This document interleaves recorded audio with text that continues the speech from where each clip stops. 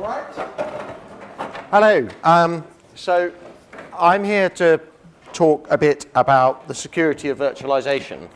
We've seen quite a lot of these competing claims. I'll just leave these up for you to read. So the question I'm maybe going to think about today is who's right? Are containers as secure as virtual machines?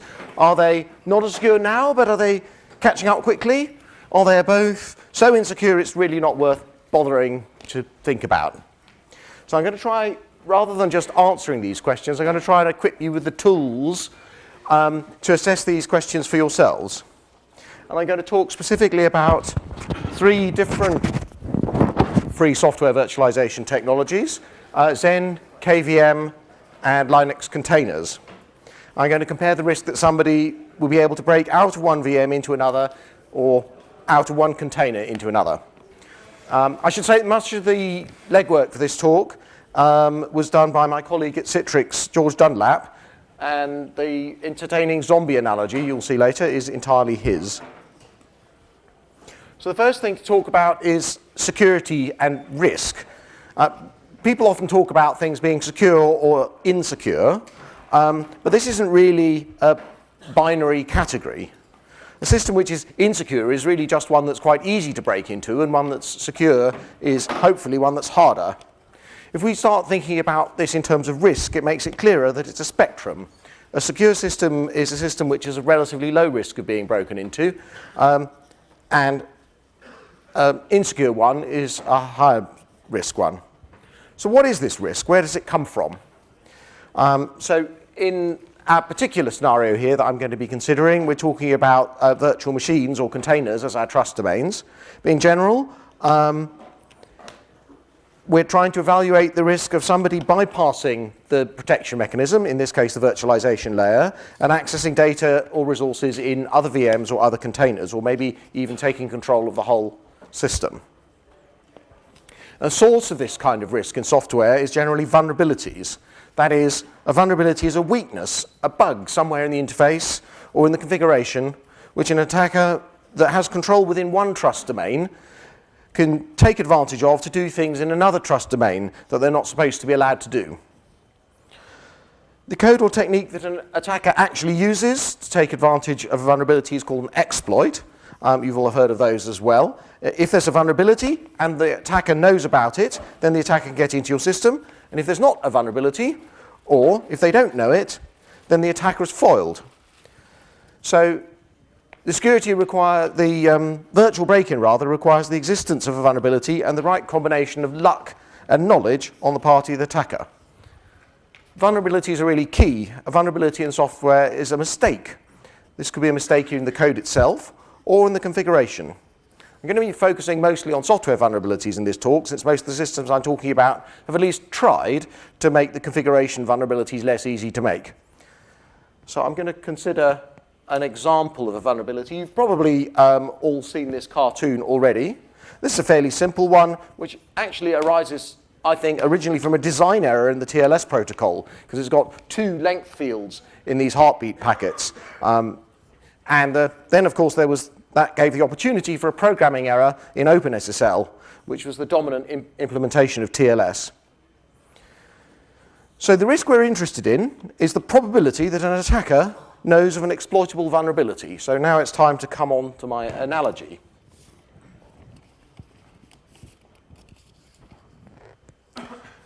So you and your motley crew are the last remnants of humanity, as far as you know. You're going from place to place, living on the remnants of the old civilization. You stay in one place until you use up all the resources in that particular place, and then you move on. So all you have to do, so these are the rules that zombies work by. So all you have to do is find somewhere to hole up for the night, board up all the doors and all the windows, secure it all properly every night. If you leave a single crack open and the zombies find it, then that's the end of the story. They'll all come and eat you. So it's not that hard to secure any given door or window. But you're just human. You're tired, stressed, in a hurry, hungry. Not everybody is the best carpenter. You don't get to choose who's with you in the zombie apocalypse. Despite your best efforts, You've occasionally woken up in the morning to find things that weren't properly nailed shut. By luck, the zombies didn't find it yet. So what kind of building do you want to hole up in? What are you going to want as your base and night shelter? Well, every door or window is an opportunity to make a mistake. Every mistake is a roll of the dice. Do the zombies find it before you do? The survival of the human race depends on having few mistakes and being lucky with the mistakes you do make. For small probabilities, the risk of having a single open door or window scales linearly with the number of openings that need to be secured. So you're going to be looking for a building with few windows. Secondly, you're going to be looking for a building with small, simple doors and windows that are easy to secure. The bigger and fiddlier the doors and windows, the more difficult each one is. We're not all carpenters, so the larger the window, the more risk that when trying to secure it, something will get screwed up. Finally, if possible, you'll be looking for a building that allows you to have multiple layers of protection.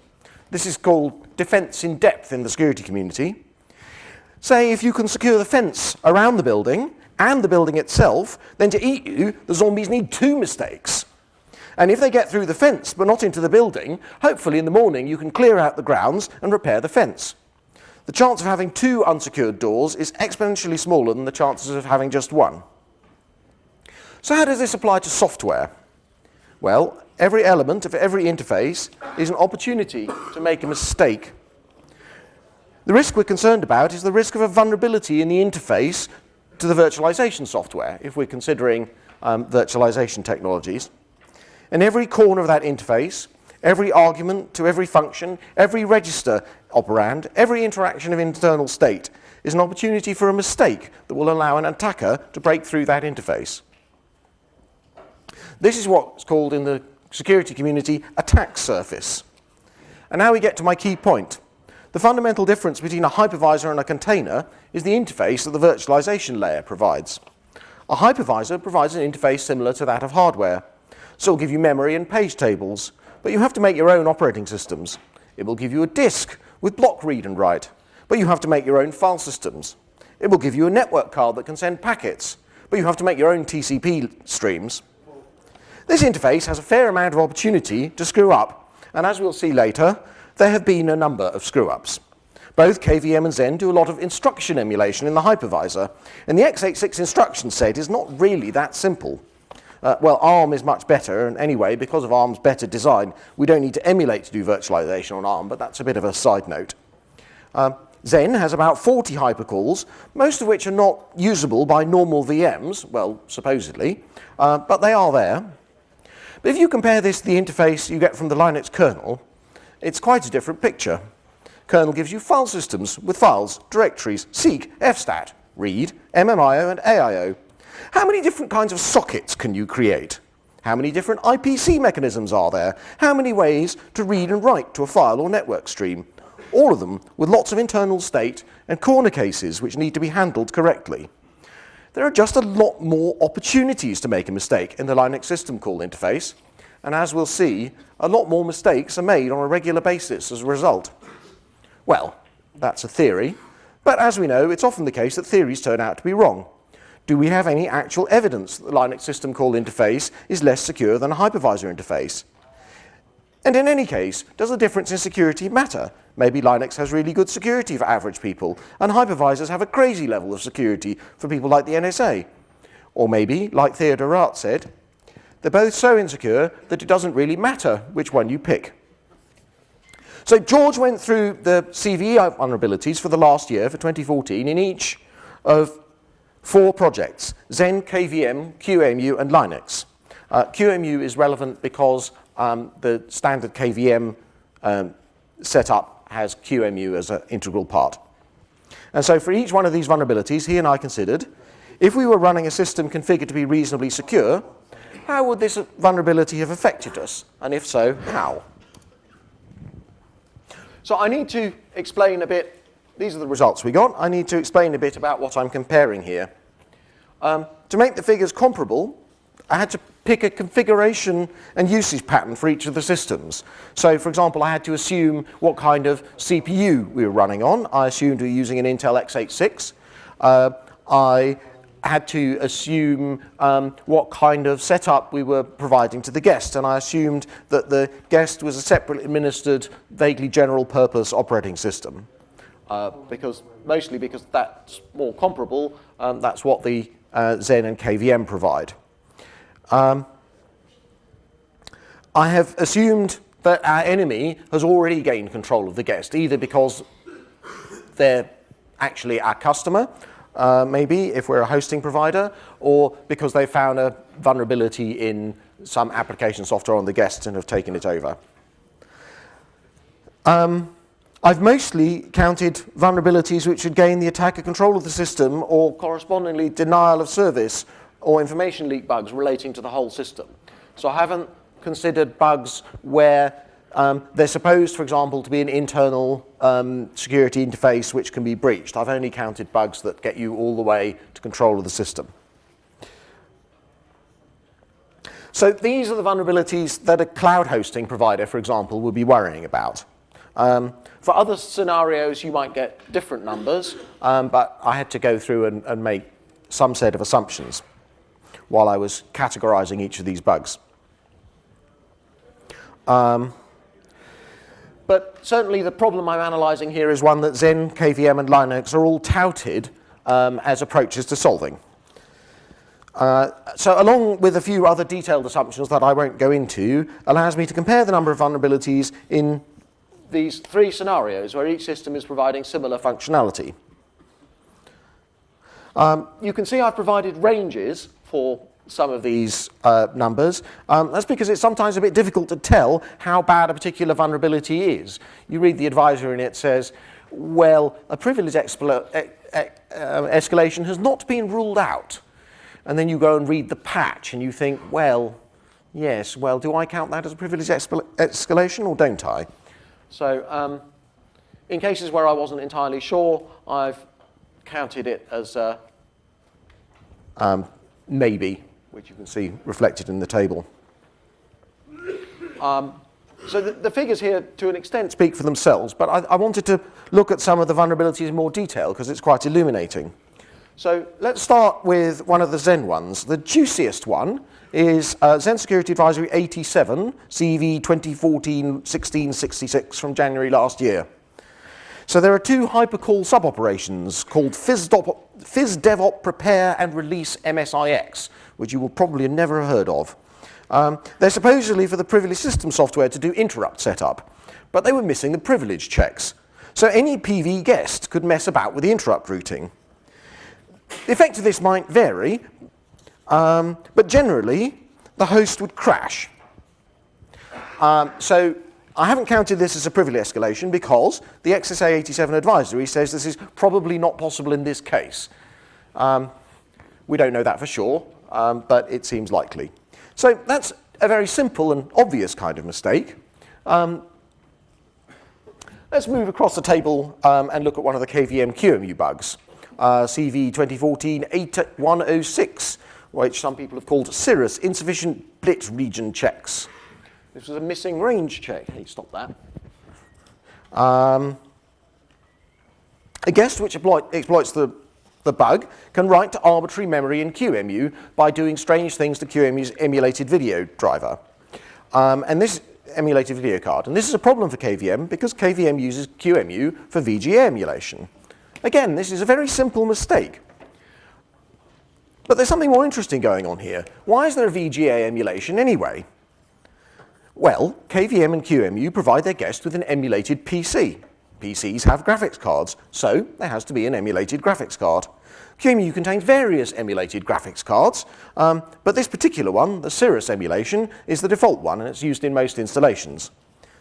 Xen PV guests do not get an emulated Cirrus graphics card. So this shows the advantage of a small attack surface. If you don't provide a feature, there can't be any bugs in it. It also shows the importance of selecting the best configuration. If we had set up our Xen guest as HVM, it would also have had an emulated PC. That emulated PC has got an emulated Cirrus graphics card provided by QEMU, just like with KVM. So Xen HVM setups are vulnerable to this bug.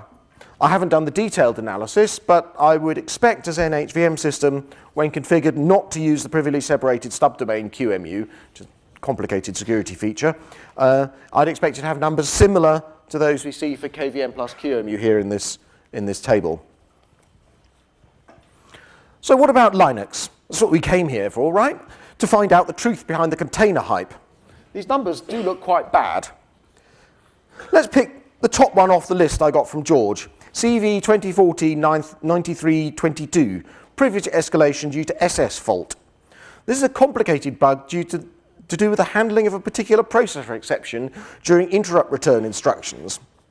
It's a privilege escalation from any Linux process into the kernel, and it doesn't even need any particular syscalls to be enabled. Looks to me like this bug is due to some very complicated and not to say bizarre rules in the way Intel CPUs handle transitions between kernel and user mode. But I'm not an x86 expert, so that's the best I can do as an explanation. Never mind, if I can't explain that one to you, there's probably some more. Let's pick another one. 2014-3153, Futex run queue doesn't ensure different futexes. A futex is a fast mutex. It's an inter-thread synchronization facility provided by and specific to Linux, primarily used by the standard pthreads threading library. The kernel's implementation of one of the futex operations operates on two caller-specified futexes, and it failed to check that the two futexes were different. If they were the same futex, Linux would get its data structures tangled up, and that tangling up then made it possible for exploitation by another futex call. KVM and Xen are not vulnerable to this specific vulnerability, of course, because they don't provide futexes to their guests. But that's kind of missing the point, because they do provide inter-thread, or inter-vCPU, as they call it, synchronization facilities. But they provide very few such facilities each. In the case of Xen PV guests, there's pretty much just Xen's event channels. Linux provides, depending how you count them, maybe a dozen different types of inter-thread or inter-process synchronization facilities. I could think of 8 straight off: futexes, fcontrol locks, flock locks, TTYs, System 5 semaphores and message queues, pipes, named anonymous, AF Unix sockets, signals, and iNotify. Worse, these facilities can be exercised through a bewildering array of APIs, and I speak as an experienced POSIX API programmer, which have all grown up as the operating system has come to be a convenient library of useful functionality. Indeed, we can see this richness and the corresponding risk in this very example vulnerability. In the first submitted patch to fix the bug, the code compared the two uaddr values passed into the function. That is, the two user process addresses for the two futexes. But Linux supports futexes which are shared between multiple processes, in which case the same futex can have different addresses in different processes, and indeed be mapped more than once into the same process at different addresses. So the first draft of the patch didn't properly fix this bug. The problem with the initial bug fix was itself fixed during the patch review. So it just goes to show how much more opportunity there can be for error with a complicated API. So of course we need to take these numbers with a pinch of salt. They're quite small, so there'll be some statistical variation. Whether vulnerabilities are reported depends not only on whether they're there, but also on whether and how hard people are looking. Speaking about the Xen project, we're aware of a few teams' efforts in the last few years to do some fuzzing, auditing, and static analysis, but there's not really any central tracking of this kind of activity, so it's really hard to say which of these projects is looking harder. Finally, I need to point out that my comparison has been of 3 general-purpose containment approaches. They all provide, in the guest, something that looks much like a normal operating system. If you just want to run a specific application, then it's possible to restrict Linux containers. For example, when using Docker, it's recommended not to give your applications root inside the container. Then you get numbers which look a lot more like those of a real virtualization system. Of course, the guest environment has much more limited functionality. You can't run a general-purpose operating system with a full set of management tools and so on, but if you don't need all that, then you're much better off restricting the facilities available to the guest. That reduces the attack surface.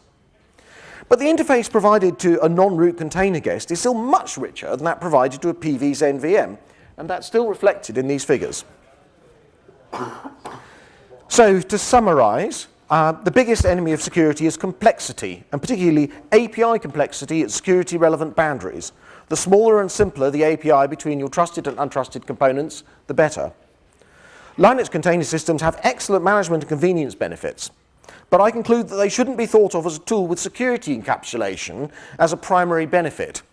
If I was providing a cloud service for containerized services, I'd want to run them in proper VMs, perhaps one VM per customer, to provide more dependable isolation. So thank you, and I think I probably have some time for questions.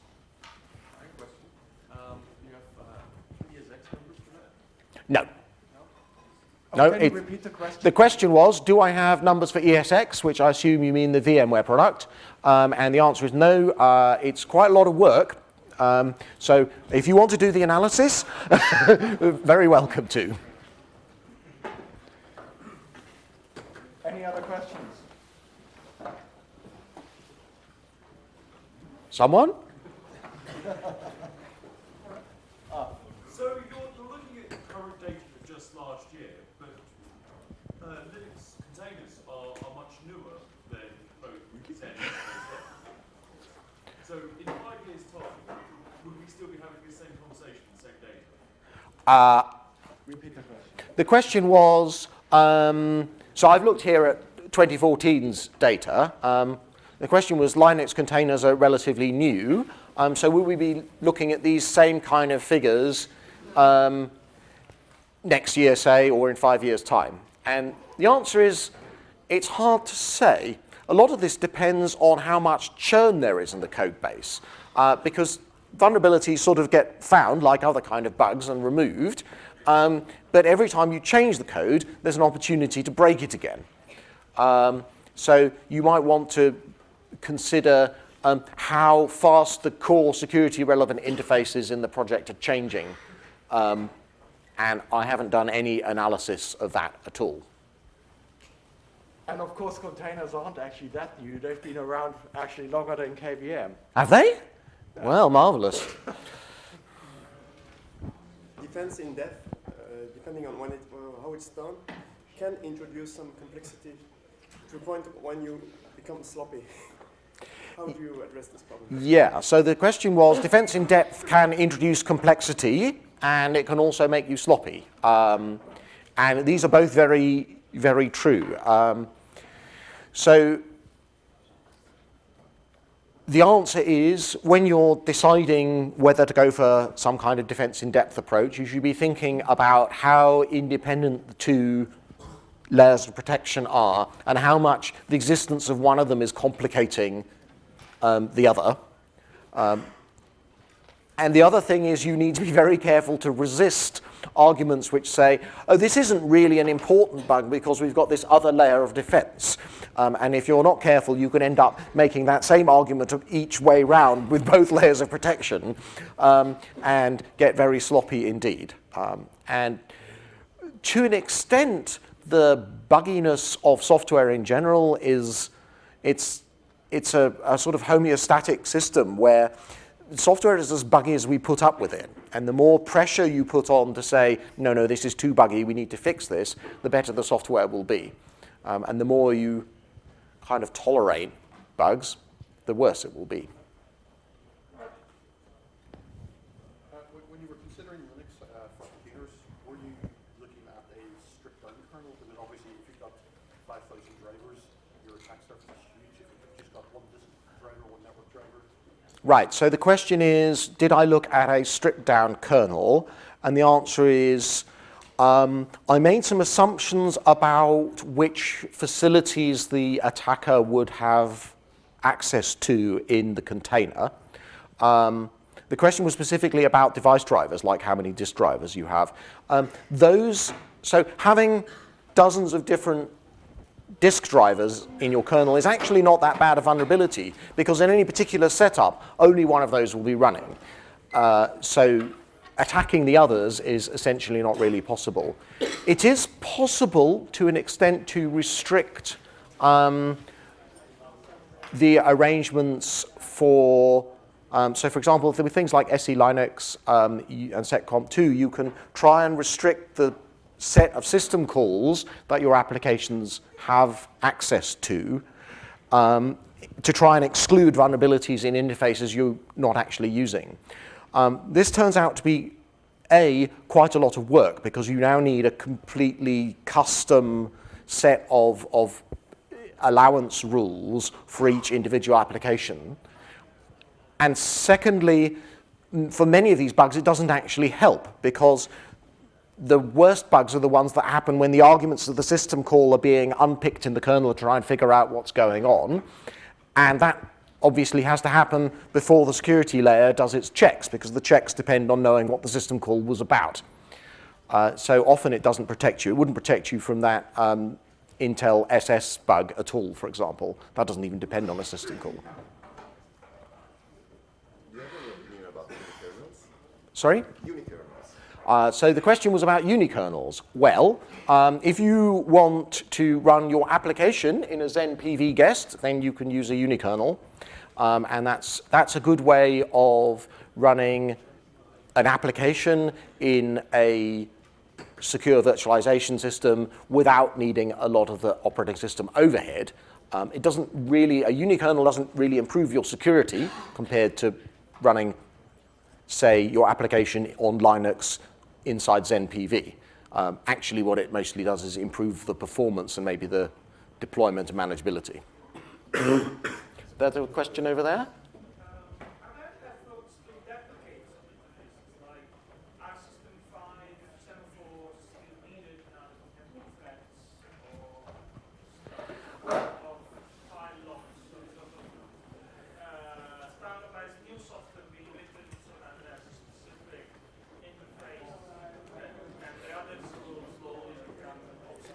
So the question was, are there efforts to deprecate some of these interfaces? To a very limited extent, certainly in the POSIX API, there are some interfaces that are being deprecated.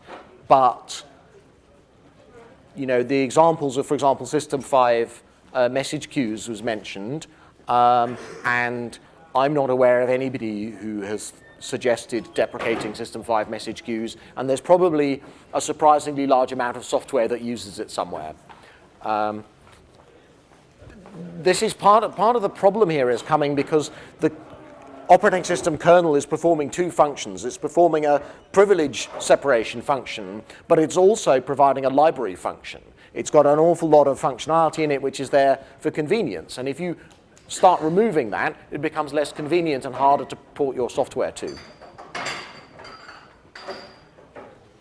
So I think if there aren't any more questions, thank you very much.